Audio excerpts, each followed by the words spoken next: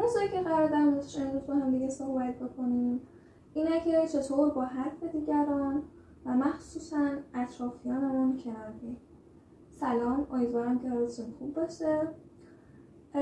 خب ببینید، برای مقدمه من اول بهتون بگم که ببینید این بحث یه بحثی که واقعا خیلی مهمه و هر آدمی توی زندگیش باید از همچین ویژگی برخوردار باشه که حالا یه غریبه‌ای، یه دوستی، یه آشنایی، فامیلی، پدرت، حتی مادرت ظرفی بهت میزنن تو بلد باشی که در واقع بعدش خودت رو آروم بکنی. حرف ناجوری بهت میزنن که واقعا ناراحت کننده است. تو به این نقطه از زندگیت برسی که اینو یاد بگیری که اون حرفی که بهت زده شده رو در واقع کنترلش بکنی، تو ذهنت کنترلش بکنی، مهارش بکنی، تبدیل به خشم نشه، تبدیل به رنج نشه، خودخوری نشه. البته این زمان میبره، مخصوصا برای کسی که واقعا سختش باشه، بخواد خشمش رو کنترل بکنه، بخواد مثلا قضاوت نکنه، بخواد مثلا خودخوری نکنه. بعضیا واقعا براشون سخته، بعضیا ذاتاً آدم صبوریان، بعضیا ذاتاً واقعا آدمیان که پذیرششون زیاده، اما بعضیا هم نه، بعضیا خشمشون واقعا مثلا یه کسی یه چیزی بهشون میگه سریع مثلا باد میکنن، سریع جوش میزنن. خب برای این طبیعتا خیلی سخت داره که بخواد خودسازی بکنه، رو خودش کار بکنه تا این موضوع رو در درونش درست بکنه. ولی تو وقتی حرکت بکنی مطمئن باش که مدام هی این در واقع پیشرفتی که میخوای یه روز به روز بیشتر میشه، به شرطی که تو تلاشت رو بکنی، توکلت رو بکنی و تلاش مستمر داشته باشی، بنویسی. حالا ما به این موضوعات اشاره میکنیم. پس تو هر سنی که هستی باید حتما این کار رو بکنی که بتونی در واقع این موضوع رو در درونت حل بکنی و به این نقطه برسی که بتونی حرف دیگران رو بپذیری. یه کسی یه چی بهت گفت هنوز هم آروم باشی، خب ولی میگم زمان میبره و تو باید یه سری کار رو انجام بدی، یه سری چیزا رو از زندگی بفهمی تا به این نقطه برسی. ببینید این موضوعات بیشتر بحث پذیرشه. ببینید یه چیزی که واقعا خیلی به آدم کمک میکنه تا این موضوع رو بپذیره و همچنین به من خیلی کمک کرد، موضوع عالم زر هستش. نمیدونم تا حالا شنیدید یا نه، ولی ببینید توی یه جایی از قرآن بهش اشاره شده، عالم زر. عالم زر بخوایم بیشتر در موردش صحبت بکنیم. ببینید حالا خارجی ها نمیگن عالم زر، چرا بعضی از روانشناسای خارجی هستن که میگن ما قبل از این که به دنیا بیاییم یه جای دیگه بودیم، اما به حالت تئوری میگن، نمیگن مثلا عالم زر یا فلان. ولی توی قرآن اومده که عالم زر. ببینید ما قبل از این که به این دنیا بیاییم یه جایی بودیم که در واقع همه دور هم جمع بودن، از یزید و عمر و بنیامین نتانیاهو و ترامپ و چه میدونم، حتی از خوبا تا بدبدا همه توی یه جا بودیم. خب کسی هم مشخص نبود که آدم بدیه، آدم خوبیه، کار بد میکنه، کار بد نمیکنه، اصلا چنین چیزی مشخص نبود. همه دور هم بودن و همه ادعا داشتن که چقدر عاشق خدا، چقدر خداپرستن، اصلا خدا تو دلشونه. ولی بعد خدا به خاطر همین ادعاها میاد از ما یا آزمونی میگیره، میاد به هر کسی میگه که به هر کسی حق انتخاب میده که در واقع بخواد که مثلا فلان خانواده، فلان شهر، فلان کشور، فلان منطقه با این شکل، با این ظاهر، با این قیافه، با این ریخ، با این صدا، با این پدر، با این مادر، تو این خونه، تو اون خونه، با این دوست، این مسیر تهش به اینجا ختم بشه.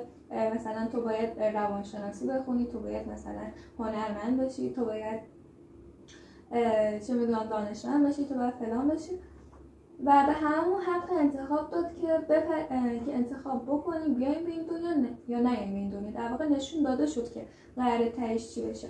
و اگر تو الان داری این فیلم رو میبینی، یعنی اینکه تو اون قبلا این زندگی بهت نشون داده شده و تو پذیرفتی و گفتی اوکی خدا من میام.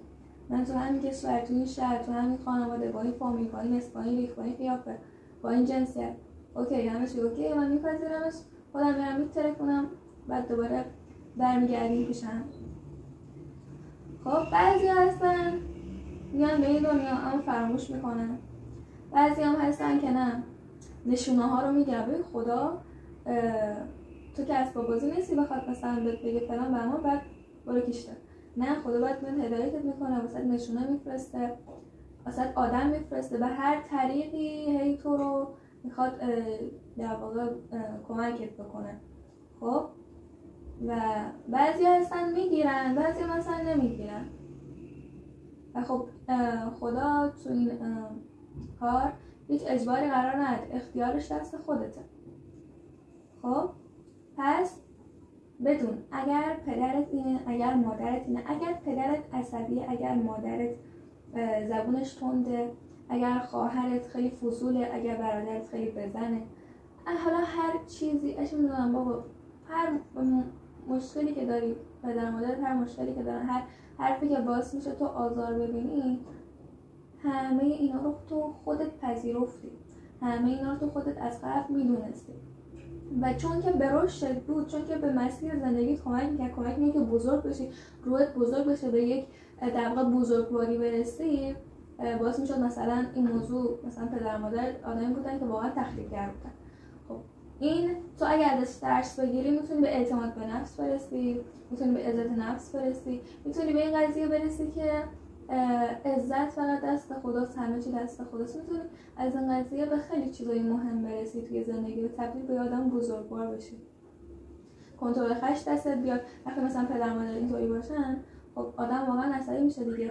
وقتی تو مثلا رو خودت کار بکنی، کنترل خشم رو یاد بگیری، وقتی مثلا حالا بزرگتر شدی، سن ازدواجت رسید، اون موقع توی زندگی متحری دیگه به مشکل برنمیخوری که مثلا یه بحثی پیش میاد بخوای کشش بدی، بخوای دعوا پیدا بکنی. نه، تو خود از قبل تجربه داشتی، این درس‌ها رو پاس کردی، امتحانا رو پاس کردی، این چیزا رو تجربه کردی، همه‌شون رو پاس کردی. دیگه این موضوع برات رخ نمیده که بخوای یه زندگی داشته باشی که پر از تفاهم باشه. نه دیگه، خلق زندگی دستت اومده، چون که تو درس گرفتی توی مجردی. پس ببین این بحث عالم زر خیلی کمک میکنه به آدم، چون که تو میدونی که پدرت اگر اینه، مادرت اگر اینه، خواهرت اگر اینه، به خاطر اینه که به رشدت بوده، به خاطر اینه که تو خودت از قبل انتخاب کردی و دیدی که چه مسیر قشنگی داره اگر پدرم این باشه، اگر مادرم این باشه. چون که این پدر، این مادر، این خونه، این قیافه به درد من میخورد، نه اون قیافه‌ای که اون داره، نه اون پدر و مادری که اون داره. اون پدر و مادر به رشد من نیست، در ظرفیت من نیست، ظرفیت من در این قدره. خب امیدوارم که حرفام برات قابل فهم باشه، چون که این مباحثی هستن که واقعا آدم باید بهشون فکر بکنه تا برسه.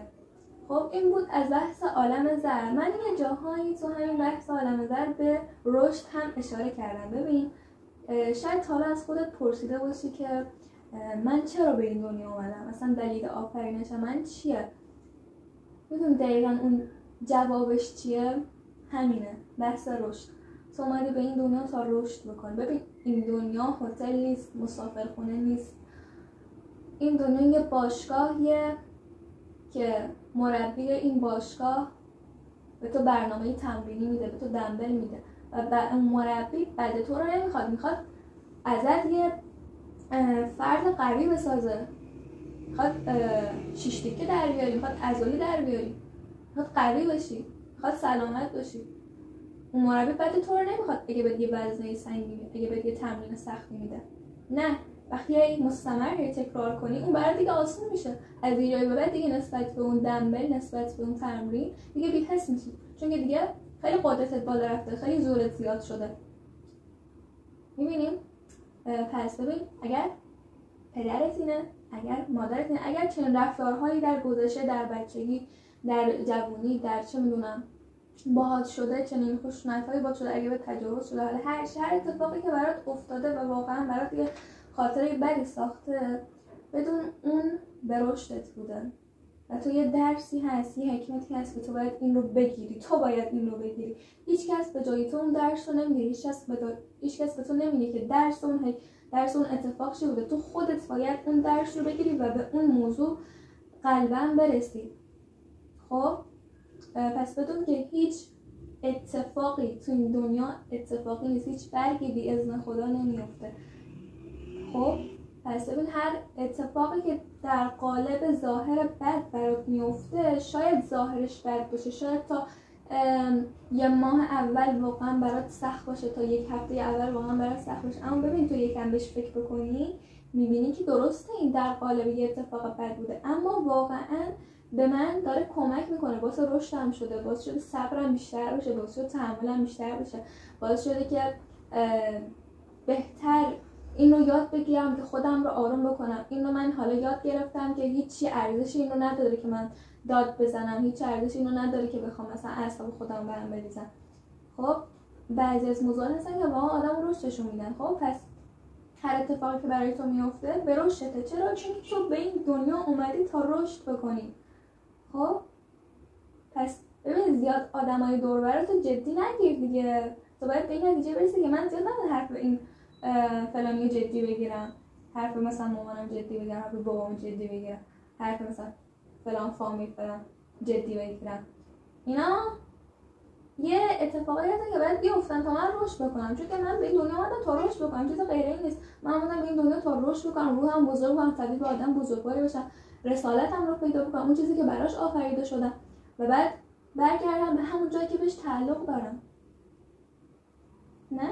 می‌بینی چقدر قشنگه، چقدر واقعا آدم کمک میکنه تا یه سری مثلا چیزا رو بپذیره. واقعا این چیزا آدمو آروم میکنه. خب پس این بود قضیه رشد. و ببین تو از طریق تموم اینا میتونی به چی برسی؟ میتونی به این برسی که من بیهوده آفریده نشدم، من برای یک هدف آفریده شدم، من آدم واقعا خاصیم، خدا به من واقعا اهمیت میده، خدا من رو خیلی دوست داره. تو میتونی به خیلی از نتایج برسی و اون نتیجه‌ای که ما سر این موضوع داشتیم باش حرف میزدیم همین که تو اگر به این موضوعات فکر بکنی و به اینا برسی، بحث عالم زر، بحث رشد، بحث این که هیچ اتفاقی نیست، همین اینا باعث میشه که تو پذیرشت بالا بره و این باعث میشه که کم کم ببین دارم میگم کم تو یک از پله اول نمیتونی به پله هشتم، پله دهم، کم رخ میده. کم باعث میشه تو هی پذیرشت بره بالا، صبرت بره بالا، تحملت بره بالا. کم یه سری حرفا رو میتونی بپذیری دیگه، مثلا اون موضوع که قبلا رنجت میداد دیگه رنجت نمیده. فقط ببین یه چیزی که واقعا خیلی مهمه توی خودسازی، چون که ببین تو الان داری خودسازی میکنی دیگه، خواهی رو خودت کار بکنی، خودسازی دیگه، میخوای خودت رو بسازی، روحت رو بسازی، شخصیتت رو بسازی. خب ببین یه چیزی که واقعا توی خودسازی مهمه اینه که تو دست از تلاش بر نداری و تمام امیدت به خدا باشه، تمام توکلت به خدا باشه، همه چیز رو از دست خدا ببینی نه از دست آدما، و مدام این کاغذ قلم جلوت باشه و بنویسی. چون که ببین واقعا نوشتن خیلی به آدم کمک میکنه، هم آدم رو آروم میکنه، همین که باعث میشه یه سری موضوعاتی که تو با فکر کردن واقعا برات سخته یا نمیرسی و با نوشتن بهش برسی. چون که ببین وقتی تو مینویسی واقعا خدا از درون باهات صحبت میکنه، الهام درونت بهت کمک میکنه. وقتی تو مینویسی خیلی راحت‌تر اون چیزی که خدا داره به درونت میگه، اون الهامی که داره به درونت گفته میشه، تو راحت‌تر میتونی تو نوشتن بیاریش. ولی وقتی تو فکر میکنی خیلی پراکنده میشه، میدونی واقعا آدم یه فیلمی ذهنش رفت یه جا دیگه. خب ببین پس ببین اینکه بنویسی مثلا فلان موضوع اتفاق افتاد باعث شد من همچین ناراحت بشم، باعث شد مثلا من عصبی بشم، خب درس این موضوع چی بوده، چرا مثلا همین اتفاقی برام افتاد، میگیرم مینویسم. ببین بنویس، حکمت‌ها درس‌ها رو می‌خوای در بیاری بنویس. ببین نوشتن خیلی بهت کمک میکنه.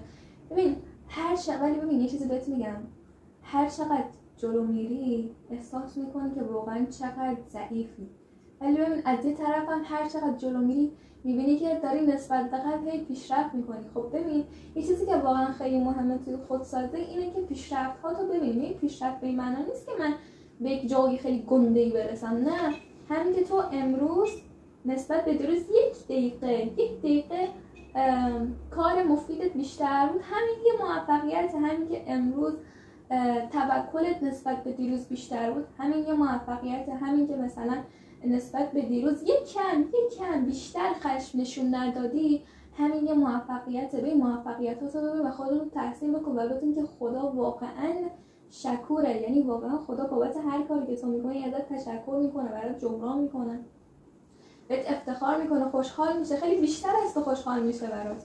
خب پس اینا رو توی ذهنت جا بنداز. ببین من نمیدونم من چند سالشه، ولی ببین اگه الان توی سنای نوجوانی باشی، 20 اینا سالت باشه یا تا کمتر بیشتر، حتی فرقی نداره 40 سالت باشه، ببین روح یه چیزیه که تو هر چقدر بخوای گندش بکنی تموم نمیشه. چرا؟ چون که روح خدا در ما دمیده شده و خدا یه چیز بی نهایته و تو هر چقدر بخوای رشد بکنی، هی علمت به علمت اضافه بشه، بازم به جای مختوم نمیشه. تو بازم بمیری میتونی بازم رشد بکنی، بازم میتونی پیشرفت بکنی، بازم تو اون دنیا بری، بازم میتونی روحت رو بزرگ کنی. چون ببین خدا بی‌نهایته و روحی که در ما دمیده شده این قابلیت داره که هی رشد بکنه، هی رشد بکنه، هی رشد بکنه، هی بزرگ بشه. پس ببین فکر نکن که هیچ وقت من دیگه رو خودم کار کردم، دیگه عالی شدم، دیگه بسه دیگه. نه، هیچ وقت این قضیه رشد تموم نمیشه، حتی بعد مرگم تموم نمیشه، هیچ وقت تموم نمیشه. و ببین شاید اولاش سخت باشه برات، ولی کم کم لذتش میاد زیر زبونت، کم کم شیرینیش میاد رو زبونت، کم کم وقتی پیشرفتاتو ببینی، کم کم وقتی دستای خدا رو بیشتر احساس کنی، کمتر این باعث میشه ذهنت دیگه آزادتر بشه. دیگه وقتی داری رو خشمت کار میکنی، روی پذیرشت کار میکنی، باعث میشه ذهنت آزادتر بشه، دستای خدا رو بهتر میبینی، خیلی موضوعات دیگه خیلی بهتر میفهمی، خودت رو خیلی بیشتر میشناسی، خیلی بهت کمک میکنه دیگه. نه پس ببین اگه بخوای حرفای اطرافیانت رو بپذیری، سعی کن که این موضوعات رو رعایت بکنی. یه سری موضوعات دیگه هم هستن که من توی کلیپ‌های بعد میگم بهتون، اما شما همینا رو رعایت بکنید و بدونید که هیچ اتفاقی نیست.